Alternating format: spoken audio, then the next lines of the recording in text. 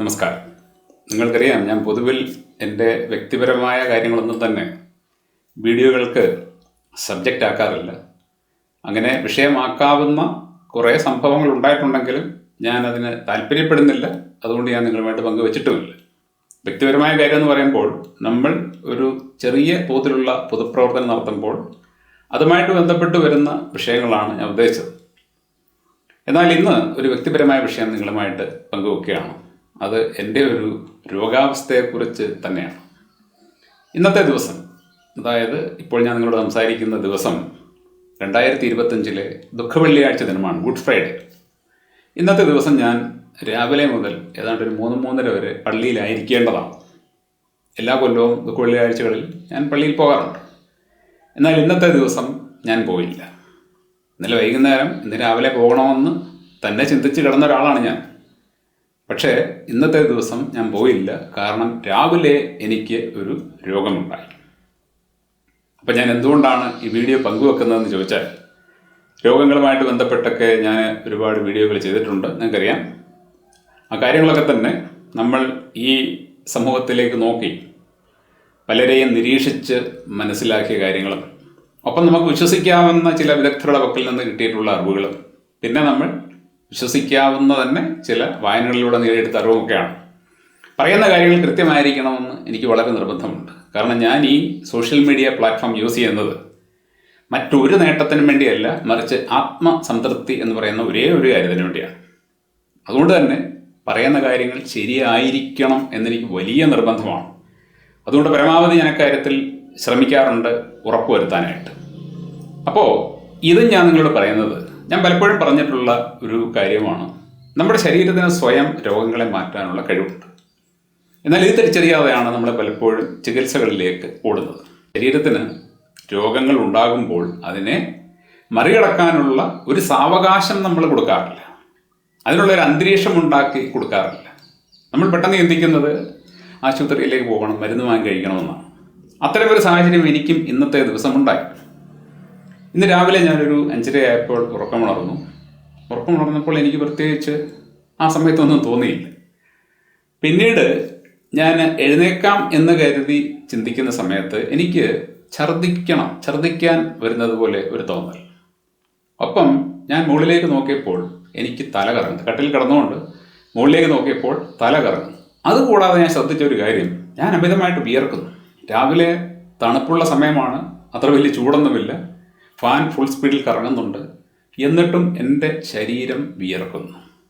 എന്തോ പ്രശ്നമുണ്ട് എന്നെനിക്ക് തോന്നി. ഇനി ഞാൻ ഉറക്കമുണർന്നതുകൊണ്ട് എനിക്ക് തോന്നുന്നതാണോ, ശരിക്കും അങ്ങനെ ഉണ്ടോ എന്ന ഒരു സംശയത്തിൻ്റെ പേരിൽ ഞാൻ എഴുന്നേക്കാൻ ശ്രമിച്ചപ്പോൾ എനിക്ക് എഴുന്നേക്കാൻ പ്രയാസം.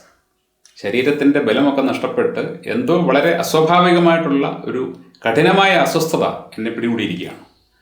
എൻ്റെ BP ഒക്കെ വളരെയധികം കൂടി നിൽക്കുന്നതായിട്ട് എനിക്ക് തോന്നി. അതുകൊണ്ടാണ് ശരീരം വിയർക്കുന്നത്, തല കറങ്ങുന്നുണ്ട്, ഛർദ്ദിക്കാൻ തോന്നുന്നുണ്ട്. ഞാൻ ഒരു വിധത്തിൽ എഴുന്നേക്കാൻ ശ്രമിക്കുമ്പോൾ എനിക്ക് ബലം കിട്ടുന്നില്ല. ഞാനൊരു വിധത്തിൽ കട്ടിലൊക്കെ പിടിച്ച് ഭിത്തിയുടെയൊക്കെ സപ്പോർട്ടോടുകൂടി എഴുന്നേറ്റ് പുറത്തിറങ്ങി മുൻവാതിൽ തുറന്ന് ഞാൻ പുറത്തുള്ള ഒരു ബാത്റൂമുണ്ട് ഞങ്ങളുടെ വീട്ടിൽ, അവിടേക്ക് പോയി. വളരെ ബുദ്ധിമുട്ടിയാണ് പോകുന്നത്. ഇപ്പോൾ ഞാൻ ആ സമയത്ത് എക്സ്പീരിയൻസ് ചെയ്ത ആ അസ്വസ്ഥത, അതിൻ്റെ ഇൻറ്റൻസിറ്റിയിൽ നിങ്ങളെ പറഞ്ഞ് ബോധ്യപ്പെടുത്താൻ പറ്റുന്നില്ല. കാരണം അനുഭവങ്ങൾ അനുഭവിക്കുന്ന ആൾക്ക് മാത്രമേ അറിയാൻ പറ്റുള്ളൂ. അത്രയേറെ തീവ്രമായ ഒരു അസ്വസ്ഥതയായിരുന്നു. അപ്പം എന്താണ് സംഭവിച്ചതെന്ന് എനിക്ക് അറിഞ്ഞുകൂടാ. ഞാൻ ടോയ്ലറ്റിൽ പോയി അവിടെ ചെന്ന് പല്ലൊക്കെ തേച്ച് ഒരു വിധത്തിൽ ഞാൻ അവിടെ നിന്ന് പുറത്തിറങ്ങിയപ്പോൾ എനിക്ക് നടക്കാൻ പ്രയാസമാണ്. ഞാൻ വന്ന് ഒരു പായ എടുത്തുകൊണ്ട് വന്ന് ഞങ്ങളുടെ വരാന്തയിലിട്ട് നേരം വെളുത്ത് വരുന്നേ ഉള്ളൂ, അവിടെ വിരിച്ച് അങ്ങനെ കിടന്നപ്പോൾ എനിക്ക് കിടക്കാൻ പറ്റുന്നില്ല. കാര്യം കിടക്കാൻ പോലും പറ്റാത്ത തരത്തിലുള്ള അസ്വസ്ഥതയാണ്. ഞാൻ എഴുന്നേറ്റ് ഉള്ളിലേക്ക് ചെന്ന് ഫാൻ ഫുൾ സ്പീഡിലിട്ട് അതിൻ്റെ അടിയിൽ കിടന്നു, കട്ടിലിൽ. പക്ഷേ എനിക്ക് കിടക്കാൻ പറ്റുന്നില്ല, ഭയങ്കര അസ്വസ്ഥത. ഞാൻ ഉറങ്ങാൻ നോക്കുകയാണ്, പറ്റുന്നില്ല, കട്ടിലേ കിടക്കാൻ തന്നെ പറ്റുന്നില്ല. പിന്നെ ഞാൻ എഴുന്നേറ്റപ്പോൾ എനിക്കിങ്ങനെ ഛർദ്ദിക്കണം എന്ന ഒരു തോന്നൽ. ഞാൻ അവിടെ നിന്ന് നേരെ ബാത്റൂമിലേക്ക് കയറി. ബാത്റൂമിൽ ചെന്ന് ഞാൻ ഛർദ്ദിക്കാൻ ശ്രമിച്ചു. ആദ്യമൊന്നും ഈ ഛർദ്ദിൽ വന്നില്ല, പിന്നെ ഛർദ്ദിൽ വന്നു, ഒന്ന് ഛർദ്ദിച്ചു. അങ്ങനെ ഒരു 4-5 തവണ. വയറ്റിൽ നിന്ന് യാതൊന്നും പുറത്തേക്ക് വരുന്നില്ല, വെള്ളം മാത്രമേ വരുന്നുള്ളൂ. കാരണം തലേ ദിവസം ഏതാണ്ട് 8:30 അത്താഴം കഴിച്ചതാണ്. അതെല്ലാം തേച്ച് പോയിട്ടുണ്ട്. അതുകൊണ്ട് തന്നെ ഖരമായിട്ട് യാതൊന്നും വന്നില്ല.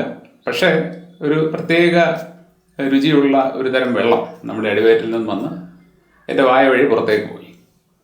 കൂടുതൽ ഛർദ്ദിക്കാൻ എനിക്ക് ആഗ്രഹം ഉണ്ടായിരുന്നു. പക്ഷേ ശരീരം തളരുന്നത് പോലെ തോന്നുകയാണ്. ഛർദ്ദിക്കും തോറും ഉള്ള ബലം കൂടി നഷ്ടപ്പെടുകയാണ്. പക്ഷേ ഛർദ്ദിൽ ശരീരം തന്നെ സ്വയം അങ്ങ് നിർത്തി, ഇത്രയും മതി എന്ന് പറഞ്ഞു. ഞാൻ ഛർദ്ദിച്ച് കഴിഞ്ഞിട്ട് അവിടെ നിന്ന് വായൊക്കെ കഴുകി വീണ്ടും മുറിയിലെത്തി കട്ടിലിൽ കിടന്നപ്പോൾ എനിക്ക് എൻ്റെ ആ അസ്വസ്ഥത കുറഞ്ഞതായിട്ട് തോന്നി. ഞാനവിടെ കിടന്ന് മെല്ലെ കണ്ണുടച്ചപ്പോൾ എനിക്ക് ഉറക്കം വരുന്നുണ്ട്. ഞാനവിടെ കിടന്ന് മെല്ലെ കുറച്ച് നേരം ഉറങ്ങി എഴുന്നേറ്റപ്പോൾ എൻ്റെ ഈ അസ്വസ്ഥത പൂർണ്ണമായിട്ട് മാറി. എങ്കിലും ഞാൻ പള്ളിയിൽ പോകേണ്ടതാണ്, പോകാൻ പറ്റുമായിരുന്നു. പക്ഷേ ഞാൻ പോകേണ്ട ഞാൻ തീരുമാനിച്ചു. കാരണം ഇങ്ങനെയൊരു പ്രശ്നം വന്നതാണ്, ഇനിയും പിന്നീട് അങ്ങനെ വന്നാലോ എന്നുള്ള ഒരു ശങ്ക. പക്ഷേ പിന്നീട് യാതൊരു കുഴപ്പമുണ്ടായില്ല. ഇന്ന് രാവിലെ പ്രശ്നമുണ്ടായി. ഇന്ന് വൈകുന്നേരം ഞാൻ നിങ്ങളുമായിട്ട് വീഡിയോയിലൂടെ അതേക്കുറിച്ച് സംസാരിക്കുകയാണ്. അപ്പം ഞാൻ എന്താണ് ഇവിടെ പറഞ്ഞതെന്ന് വെച്ചാൽ, എനിക്കിന്ന് രാവിലെ ഉണ്ടായ ആ അസ്വസ്ഥത 100% ഏതൊരു വ്യക്തിയും ആശുപത്രിയിലേക്ക് പോകാൻ തക്ക ഒരു അസ്വസ്ഥതയായിരുന്നു.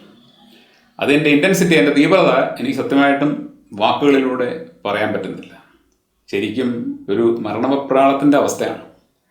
തലകറങ്ങുന്നു, ഛർദ്ദിക്കാൻ വരുന്നു, ശരീരം വിയർക്കുന്നു, വല്ലാത്തൊരവസ്ഥ. എന്താണ് സംഭവിച്ചതെന്ന് അറിഞ്ഞുകൂടാ. ഞാൻ ആശുപത്രിയിലേക്ക് പോയില്ല. ഈ അസ്വസ്ഥത ഏറെ നേരം നീണ്ടു നിൽക്കുകയാണെന്നുണ്ടെങ്കിൽ തീർച്ചയായിട്ടും അത് നമുക്ക് സഹിച്ചു നിൽക്കാൻ പാടാണ്. അങ്ങനെയുള്ള ഘട്ടത്തിൽ ചിലപ്പോൾ നമ്മളങ്ങ് പോയെന്നിരിക്കും. ഒരു നിവൃത്തിയില്ലെങ്കിൽ പോയല്ലേ പറ്റുള്ളൂ. പക്ഷേ എനിക്ക് ആ ഛർദ്ദിൽ കഴിഞ്ഞതോടുകൂടി എനിക്ക് ഈ പ്രശ്നം മാറി. അത് പൂർണ്ണമായിട്ടും പിന്നീട് മാറിയെന്ന് എനിക്ക് ബോധ്യമായി. കാരണം ഏതാണ്ടൊരു 10-11 മണിയായപ്പോൾ എനിക്ക് രാവിലെ ഈ പ്രശ്നം ഉണ്ടായിരിക്കുന്ന സമയത്ത് എനിക്ക് വെള്ളം പോലും കുടിക്കാൻ തോന്നുന്നില്ല. ആഹാരത്തിൻ്റെ കാര്യം എനിക്ക് ചിന്തിക്കുന്നത് പോലും വെറുപ്പായിരുന്നു. വിശപ്പെന്ന് പറയുന്നതില്ല. കാര്യം ശരീരം മൊത്തത്തിൽ ഡൗണായി കിടക്കുകയാണ്. ഏതാണ്ടൊരു 10-11 മണിയായപ്പോൾ എനിക്ക് നന്നായിട്ട് വിശക്കാൻ തുടങ്ങി. അപ്പോൾ വീട്ടിൽ ഭാര്യ കഞ്ഞിയും കറിയും ഒക്കെ ഉണ്ടാക്കി വെച്ചിട്ടുണ്ടായിരുന്നു. ഞാനതെടുത്ത് കഴിച്ചു, നല്ലപോലെ കഴിച്ചു, വയറ് നിറച്ച് കഴിച്ചു. അപ്പം ആ പ്രശ്നം പൂർണ്ണമായിട്ടും മാറി എന്നുള്ളത് എനിക്ക് ആ സമയത്ത് ബോധ്യപ്പെട്ടു.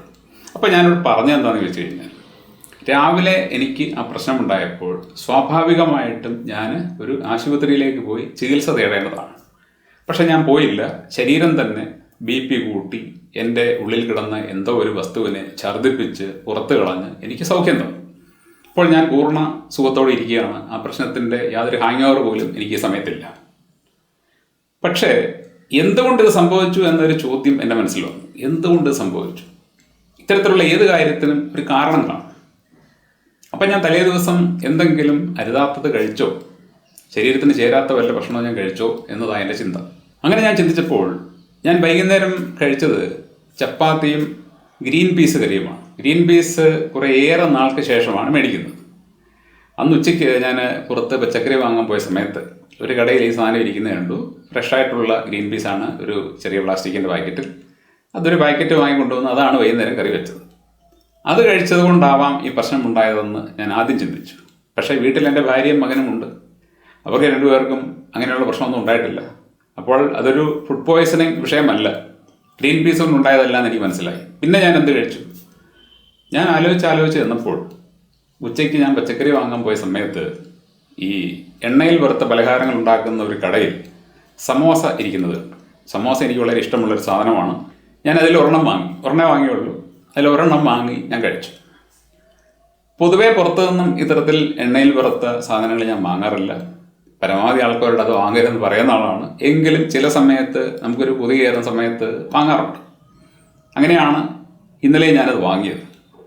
ഇതല്ലാതെ മറ്റൊരു വസ്തുവും ശരീരത്തിന് പ്രശ്നമുണ്ടാകുന്നതായിട്ട് ഞാൻ കഴിച്ചിട്ടില്ല. ഇങ്ങനൊരു സാഹചര്യം ഉണ്ടാകത്തക്ക പോലെ കഴിച്ചിട്ടില്ല. അപ്പോൾ ആ സമോസ മാത്രമാണ് ഞാൻ സംശയിച്ചത്. ആ സമോസയിൽ എന്തോ ഒരു പ്രശ്നം എൻ്റെ ശരീരത്തിന് പിടിക്കാത്തത് ഉണ്ടായിരുന്നു. അതുമൂലമാണ് എനിക്ക് അസ്വസ്ഥത ഉണ്ടായത്. ആ അസ്വസ്ഥത ഉണ്ടായപ്പോൾ അതിലുണ്ടായിരുന്ന എന്തോ എൻ്റെ ശരീരത്തിന് വേണ്ടാത്ത വസ്തുവിനെ പുറന്തള്ളാൻ ശരീരം ശ്രമിച്ചു. അങ്ങനെ ഒരു ഛർദ്ദിൽ എനിക്കുണ്ടായി. അത് പുറത്തു പോയി എൻ്റെ പ്രശ്നം പരിഹരിക്കപ്പെട്ടു. അപ്പോൾ നമ്മുടെ ശരീരത്തിന് നമ്മുടെ ഉള്ളിലുണ്ടാകുന്ന ഒരുമാതിരിപ്പെട്ട ഇത്തരത്തിലുള്ള പ്രശ്നങ്ങളെല്ലാം പരിഹരിക്കാനുള്ള വഴികളറിയാം. പക്ഷേ അത് പരിഹരിക്കുന്ന സമയത്ത് നമുക്ക് തീർച്ചയായിട്ടും അസ്വസ്ഥത ഉണ്ടാകും. ഒരു പനി വരുമ്പോഴായാലും ശരി, ഛർദ്ദിക്കുമ്പോഴായാലും ശരി, മറ്റേതെങ്കിലും തരത്തിൽ ശരീരം ഒരു രോഗത്തെ നിവാരണം ചെയ്യാനായിട്ട് ശ്രമിക്കുമ്പോൾ തീർച്ചയായിട്ടും നമുക്ക് കടുത്ത അസ്വസ്ഥത ഉണ്ടാകും. ഈ അസ്വസ്ഥതയെ നമ്മൾ രോഗമാണെന്ന് തെറ്റിദ്ധരിച്ചിട്ട് നമ്മൾ ഹോസ്പിറ്റലിലേക്ക് പോകുമ്പോൾ അവർ അതിനെ ഇല്ലാതാക്കാനായിട്ട് ചില പൊടിക്കൈകളൊക്കെ ചെയ്യും. പക്ഷേ അവരതങ്ങനെ ചെയ്യുമ്പോൾ യഥാർത്ഥത്തിൽ എന്തുകൊണ്ട് ഈ പ്രശ്നമുണ്ടായി, ആ പ്രശ്നം പരിഹരിക്കപ്പെടാതെ ചിലപ്പോൾ അവിടെ തന്നെ കിടക്കും. ചിലപ്പോൾ പരിഹരിക്കപ്പെട്ടെന്നിരിക്കും. പക്ഷേ പരിഹരിക്കപ്പെടാതെ കടന്നു കഴിഞ്ഞാൽ അത് നമുക്ക് ഭാവി കാലത്ത് വീണ്ടും വലിയ പ്രശ്നമായിട്ട് മാറും. ഉദാഹരണത്തിന് ഇപ്പോൾ എൻ്റെ വയറ്റിൽ നിന്നും എന്തെങ്കിലും ഒരു വസ്തു പുറത്തേക്ക് പോകാൻ ശരീരം ആഗ്രഹിച്ച് അതിനൊരു ഛർദിൽ വരുത്തുമ്പോൾ ആ ഛർദിൽ ഒരു രോഗമാണെന്ന് ധരിച്ചുകൊണ്ട് ഞാൻ ആശുപത്രിയിലേക്ക് പോയി ആ ഛർദിൽ നിർത്തിയാൽ എൻ്റെ ശരീരത്തിൽ നിന്ന് പുറത്തേക്ക് പോകേണ്ടത് പുറത്തു പോകാതെ കിടക്കുകയും അത് പിന്നീട് എനിക്ക് മറ്റു രോഗങ്ങളായിട്ട് മാറുകയും ചെയ്യും. മറ്റൊരു കാര്യം കൂടി പറഞ്ഞിട്ട് നിർത്താം. എനിക്ക് 1 കൊല്ലം മുമ്പ്, ഞാൻ പുറത്ത് പറമ്പിലൊക്കെ ഇറങ്ങി ജോലി ചെയ്യുന്ന ആളാണ്, ചെരുപ്പൊന്നും ഇടാറില്ല, നഗ്നപാതനായിട്ട് തന്നെയാണ് മണ്ണിൽ ജോലി ചെയ്യുന്നത്. അങ്ങനെ എൻ്റെ വലതുകാലിൻ്റെ പൊത്തയിൽ സ്കിൻ പ്രോബ്ലം ഉണ്ടായി. അതായത് ഒരുതരം ചർമ്മരോഗം. അവിടെ ഈ കറുത്ത നിറത്തിലുള്ള ഒരു ചൊരു പോലെയുള്ള ഒരു സാധനം വന്ന് എൻ്റെ കാലിൻ്റെ പൊത്ത മൊത്തത്തിലുണ്ടായി. അപ്പോൾ ഇതിന് നല്ല ചൊറിച്ചിലാണ്, ഒരു വൃത്തികെട്ട നിറമാണ്, കണ്ടു കഴിഞ്ഞാൽ നമുക്ക് ദേഷ്യം വരും. അങ്ങനത്തെ ഒരു ലുക്കാണ് ഇത്. അപ്പോൾ ഇതെന്താണെന്ന് എനിക്കറിഞ്ഞുകൂടാ. ഞാൻ മണ്ണിലിറങ്ങിയോണ്ട് സംഭവിച്ചതാണോ അതോ ഇനി മറ്റെന്തെങ്കിലും ആണോ എനിക്കറിഞ്ഞുകൂടാ. എനിക്ക് പരിചയമുള്ള ഒരു ഡോക്ടറെ, അതായത് ഈ സംഭവം വന്നിട്ട് 1 മാസമായിട്ട് ഇത് പോകുന്നില്ല. സാധാരണ മട്ടിൽ വന്ന് ഇപ്പോൾ 1 ആഴ്ച കൊണ്ടോ 2 ആഴ്ച കൊണ്ടൊക്കെ പോകുമെന്ന് കരുതി വെയിറ്റ് ചെയ്തു. പക്ഷേ പോകുന്നില്ല. 1 മാസം കഴിഞ്ഞപ്പോൾ, 1-1.5 മാസമായപ്പോൾ എനിക്ക് പരിചയമുള്ള ഒരു ഡോക്ടർക്ക് ഞാനൊരു ഫോട്ടോ എടുത്ത് അയച്ചു കൊടുത്തു. അദ്ദേഹം ഹോമിയോ ഡോക്ടറാണ്. അദ്ദേഹത്തോട് പറഞ്ഞു ഇങ്ങനെ ഒരു പ്രശ്നമുണ്ട്. അപ്പോൾ ഇത്തരത്തിലുള്ള ഈ ഇൻഫെക്ഷനുകൾ, അതായത് ചർമ്മത്തിൻ്റെ പുറത്ത് വരുന്ന ഇത്തരത്തിലുള്ള പ്രശ്നങ്ങൾക്ക് വളരെ വേഗം പരിഹാരം തരുന്ന ഒരു ഇംഗ്ലീഷ് മെഡിസിൻ ഉണ്ട്, എനിക്കറിയാം. ഞാൻ വളരെ മുമ്പ് അത് ഉപയോഗിച്ചിട്ടുള്ളതാണ്. അത് പുരട്ടി കഴിഞ്ഞാൽ അന്നത്തെ ദിവസം തന്നെ അത് മാറും. പക്ഷേ പിന്നീടും അത് വരും, കുറച്ച് കഴിഞ്ഞിട്ട് പിന്നീടും അത് പ്രത്യക്ഷപ്പെടും. അപ്പോൾ ഞാൻ ഡോക്ടറെ ഇങ്ങനെ ഒരു പ്രശ്നമുണ്ട്, ഇതിപ്പോൾ 1.5 മാസമായി ഇത് പോയിട്ടില്ല, അപ്പോൾ ഇങ്ങനെ ഒരു ക്രീമുണ്ട്, ഞാനത് വാങ്ങി ഉപയോഗിച്ചാലും ആലോചിക്കരുത്, കാരണം ഇത് പോകാത്തതുകൊണ്ട് എനിക്കൊരു മനപ്രയാസമുണ്ട്. അപ്പോൾ അദ്ദേഹം പറഞ്ഞു അത് വേണ്ട, പുരട്ടാതിരിക്കുക നല്ലത്, ഇത് തനിയെ വന്നതല്ലേ, തനിയെ മാറിക്കോളും, താങ്കൾ കുറച്ചൊന്ന് കാത്തിരിക്കുമെന്ന് പറഞ്ഞു. അത്യാവശ്യമാണെങ്കിൽ ഞാൻ മരുന്ന് തരാം, ഹോമിയോയിൽ മരുന്നുണ്ട്, അത്യാവശ്യമാണെങ്കിൽ ഞാനത് പറഞ്ഞു തരാം, പക്ഷേ അതിൻ്റെ ആവശ്യമൊന്നുമില്ല, അത് തന്നെ പൊക്കോളും, താങ്കളൊന്ന് വെയിറ്റ് ചെയ്താൽ മതി എന്ന് പറഞ്ഞു. അദ്ദേഹം പറഞ്ഞത് കേട്ട് ഞാൻ മരുന്നൊന്നും വാങ്ങിയില്ല. ഇപ്പോൾ ആ സംഭവം ഉണ്ടായിട്ട് ഏതാണ്ട് 1 കൊല്ലത്തോളമായി. എൻ്റെ കാലിൽ അതിൻ്റെ ഒരു പാട് പോലും ഇപ്പോഴില്ല, പൂർണ്ണമായിട്ട് മാറി.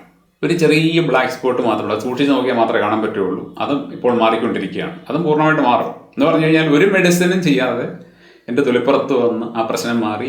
ഈ തൊലിപ്പുറത്ത് ഈ പ്രശ്നമുള്ളപ്പോൾ ഞാൻ പറമ്പിൽ എപ്പോഴും പണിയെടുക്കുന്നുണ്ട്. ഈ കാല് വെച്ചുകൊണ്ട് ഞാൻ പറമ്പിൽ പണിയെടുക്കുന്നുണ്ട്. ഞാൻ പണി നിർത്തിയിട്ടൊന്നുമില്ല, മണ്ണിലിറങ്ങി തന്നെ പണി ചെയ്യുന്നുണ്ട്. എല്ലാ ദിവസവും കാലിൽ മണ്ണാകെ കഴുകുകയാണ്. എന്നിട്ടും യാതൊരു മരുന്നുമില്ലാതെ അത് മാറി എന്നുള്ളതാണ്. എന്ന് പറഞ്ഞു കഴിഞ്ഞാൽ നമ്മുടെ ശരീരത്തിന് നമ്മൾ ഒരല്പം സമയം കൊടുത്താൽ ആ സമയത്തോടൊപ്പം ശരീരത്തിന് രോഗത്തെ മാറ്റാൻ സാധിക്കുന്ന തരത്തിലുള്ള ആഹാരം കൂടെ കഴിക്കാൻ ശ്രമിച്ചാൽ, കാര്യത്തിലൊക്കെ ഞാൻ പരാജയമാണ്. നമ്മുടെ ഡോക്ടർ ജേക്കബ് വടക്കാഞ്ചേരി സ്ഥിരമായിട്ട് പറയുന്നതാണ്, ആ സമയത്ത് നിങ്ങൾ രോഗം ഭേദമാക്കുന്ന ഹീലിംഗ് ഫുഡ്സ് കഴിച്ചു കഴിഞ്ഞാൽ ശരീരം വളരെ വേഗം ആ രോഗാവസ്ഥയെ മറികടക്കും, ഏത് രോഗം തന്നെയായാലും. Thank you.